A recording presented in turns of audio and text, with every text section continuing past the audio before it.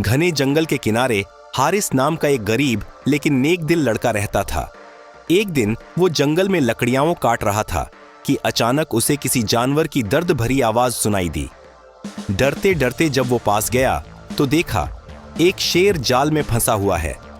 शेर की आंखों में गुस्सा भी था और मदद की पुकार भी।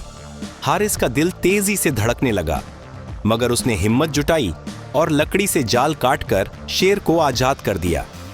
शेर कुछ पल तक उसे घूरता रहा, फिर बिना कुछ कहे जंगल में गायब हो गया।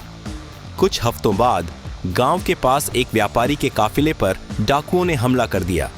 हारिस भी वहीं मौजूद था।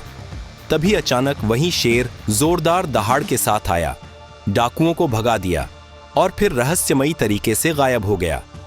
व्यापारी कांपती आवाज में बोला, बेटा, तुमने उस दिन एक नेकी की थी, आज किस्मत ने वही तुम्हें लौटा दी। घने जंगल के किनारे हारिस नाम का एक गरीब लेकिन नेक दिल लड़का रहता था। एक दिन वो जंगल में लकड़ियां काट रहा था कि अचानक उसे किसी जानवर की दर्द भरी आवाज सुनाई दी। डरते डरते जब वो पास गया तो देखा एक शेर जाल में फंसा हुआ है। शेर की आंखों में गुस्सा भी था और मदद की पुकार भी। हारिस का दिल तेजी से धड़कने लगा, मगर उसने हिम्मत जुटाई और लकड़ी से जाल काटकर शेर को आजाद कर दिया।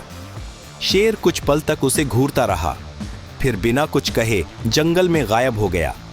कुछ हफ्तों बाद गांव के पास एक व्यापारी के काफिले पर डाकुओं ने हमला कर दिया। हारिस भी वहीं मौजूद था। तभी अचानक वहीं शेर जोरदार दहाड़ के साथ आया, डाकुओं को भगा दिया और फिर रहस्यमयी तरीके से गायब हो गया।